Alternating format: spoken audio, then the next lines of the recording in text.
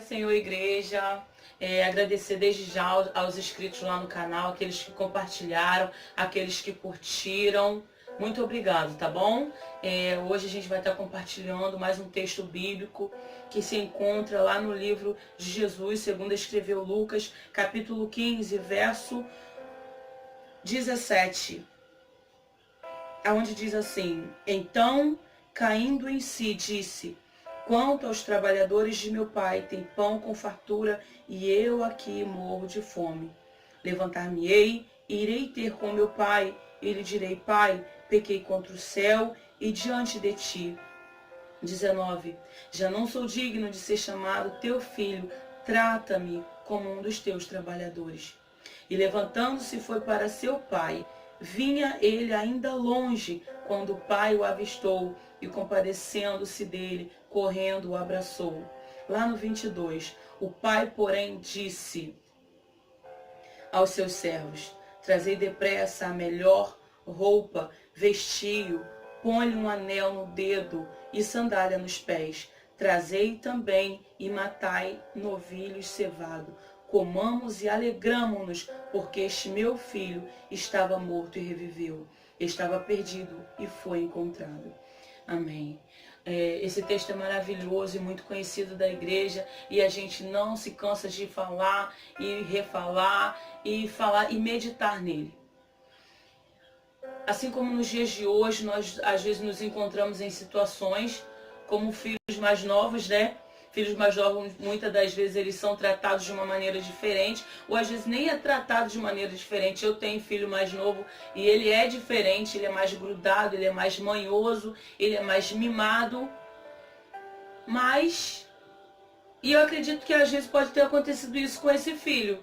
Ele era um filho mais cheio de vontade, né? Tanto que ele vai chegar para esse pai e vai falar assim: pai, eu quero o que é meu. Não era momento dele pedir, mas ele pede e quer. Característica de um filho mais novo. Característica de um filho caçula. Característica de alguém que foi criado tendo tudo o que quer às vezes. E esse filho vai embora.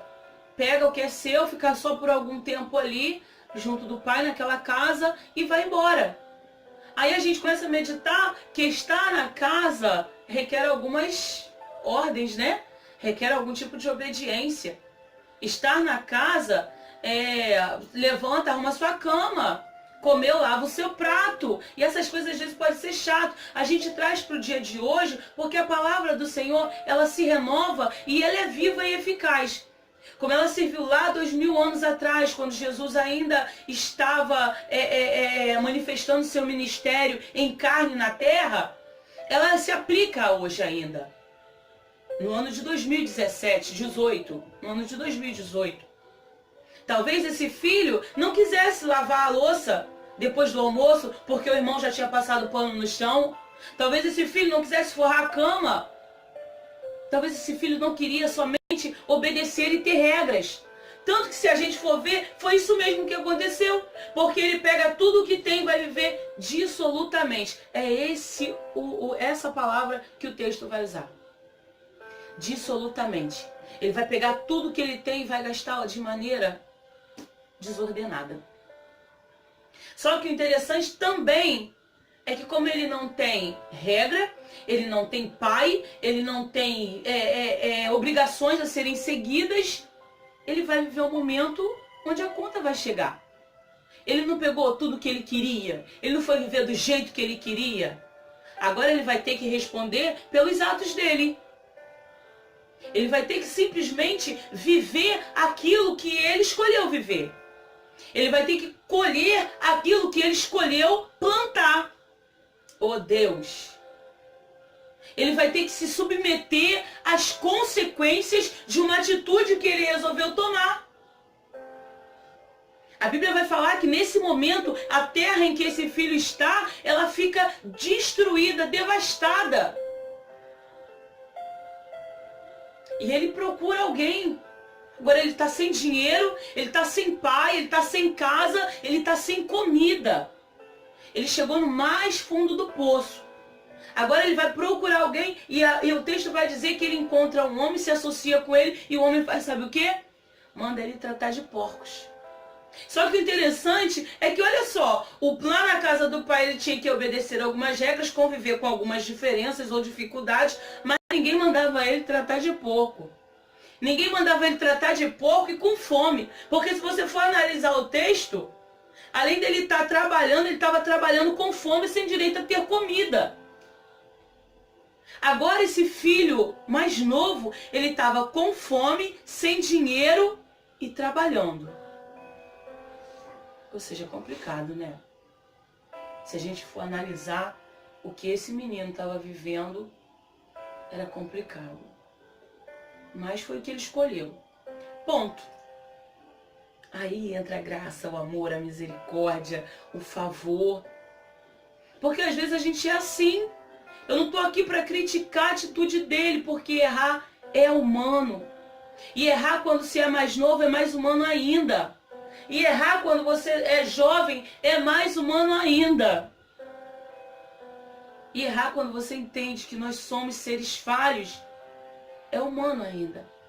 Eu só estou pontuando algumas coisas e características da situação em que ele estava vivendo. O interessante é que quando logo ele pensa assim, eu quero comer. Ele sente vontade de comer da comida dos porcos. Ele logo lembra, ah, meu Deus, lá na casa do meu pai, até os empregados dele são melhores, bem tratados que eu. Eu vou lá ver se ele me aceita pelo menos como empregado. E a Bíblia vai falar, ó, no 16, ali desejava ele fartar-lhe das alfarrobas que os porcos comiam, mas ninguém lhe dava nada. Ninguém lhe dava nada. Talvez se ele chegasse pro moço lá que contratou ele, ou que chamou, que deu emprego para ele, e falasse assim, olha, me dá um pouco da comida do porco. Não, só tem para eles. Para você, eu vou ver o que eu arrumo aí. Porque olha o que o texto vai falar. Ninguém lhe dava nada.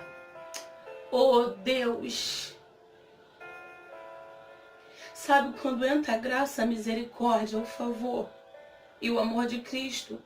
É nessa hora em que ninguém dá nada por mim e por você. É quando ninguém se compadece com a minha e com a tua dor. Aí entra a graça, o favor, o amor de Cristo, o amor desse Pai. O interessante, irmãos, é que esse filho vai virar e falar assim, então caindo em si, é como se acendeu uma luz, e ninguém me dá nada, mas eu tenho Pai. Oh, aleluia! Mas eu tenho Pai. Ele pensa, eu vou voltar para casa do meu pai e lá ele pode me tratar como algum dos empregados dele. Só que a Bíblia vai relatar que quando o pai olha para ele ainda de longe, sai correndo ao encontro dele e o abraça. Quando ninguém dá mais nada por nós, nós ainda temos um Pai que, independente de como estivermos, porque agora esse filho ele estava feio, sujo, barbudo, não tinha nem dinheiro para comer, quanto mais para se vestir bem. Ele não tinha dinheiro nem para se alimentar, quanto mais para colocar um sapato de marca. Ele não tinha dinheiro nem para passar um perfume. Ei, às vezes a gente entra na igreja e pensa que Deus está amando só aquele que está bonitão lá, com o melhor terno, com o melhor sapato, com o melhor vestido, com o melhor coque, com a blusinha de seda. Ei, para! Oh Deus!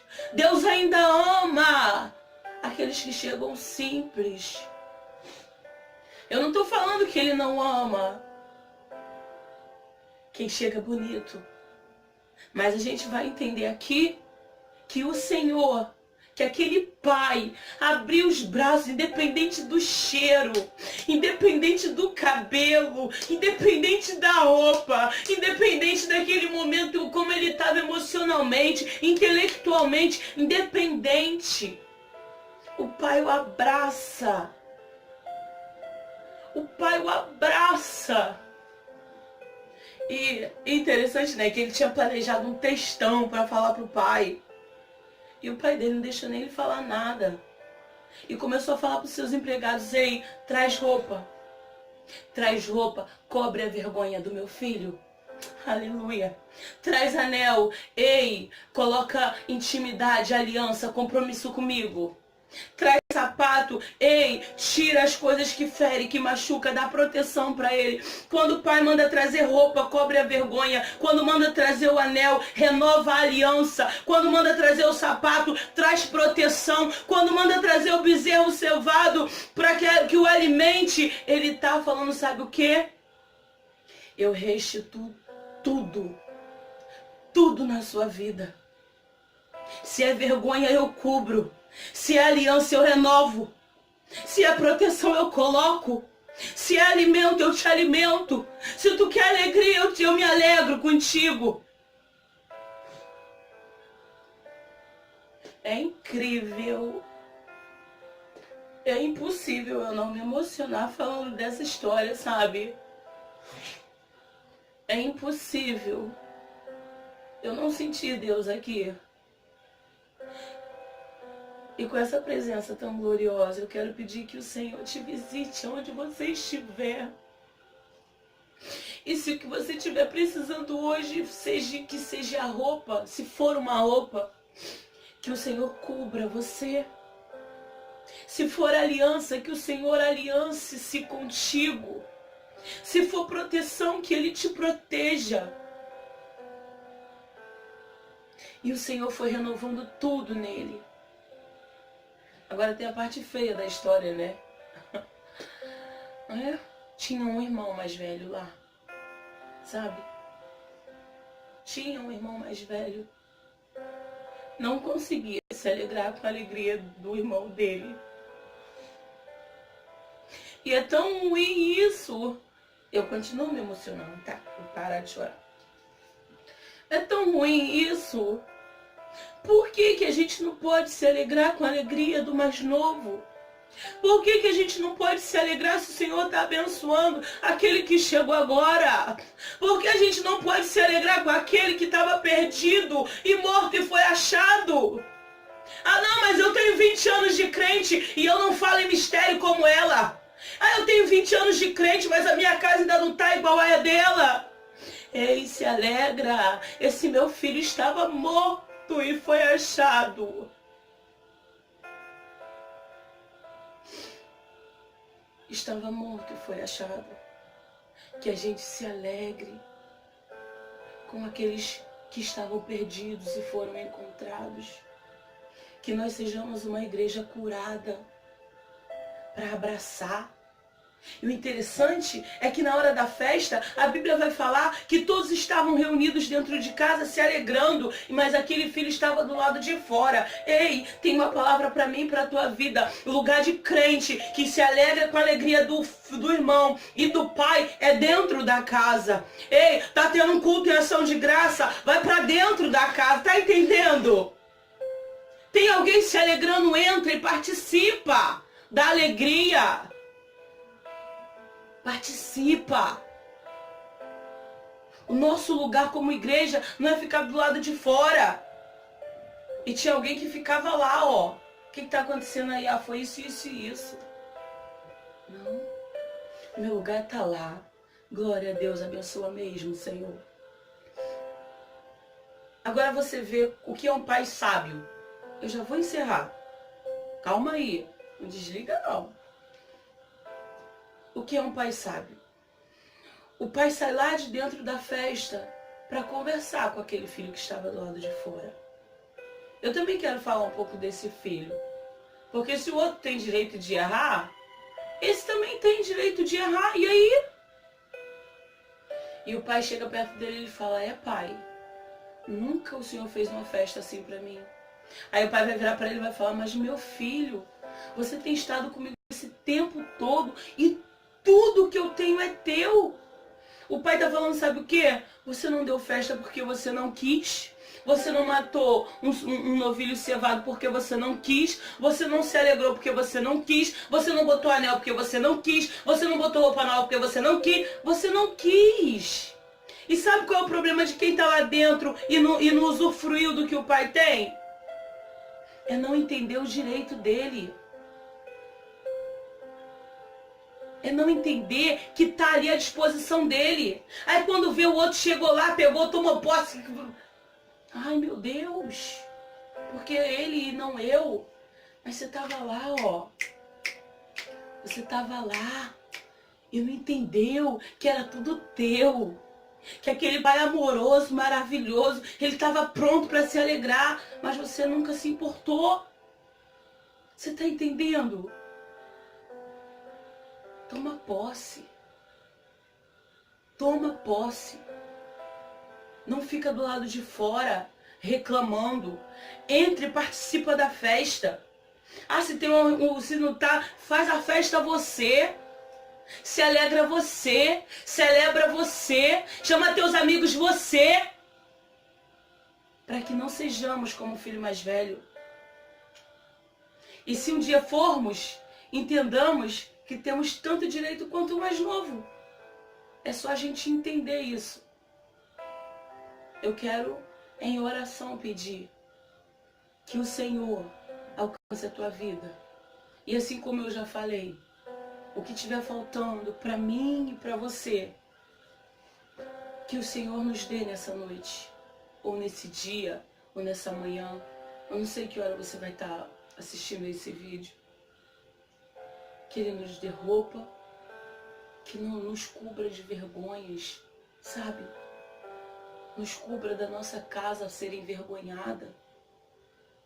Que Ele nos dê aliança, que a nossa comunhão com Cristo seja renovada todos os dias. Que Ele nos proteja com os sapatos. Amém? Assim eu agradeço. Ai, peço desculpa porque eu sou chorona mesmo. Mas é a graça dele, é a misericórdia. E eu encerro esse vídeo de hoje, tá bom? A paz.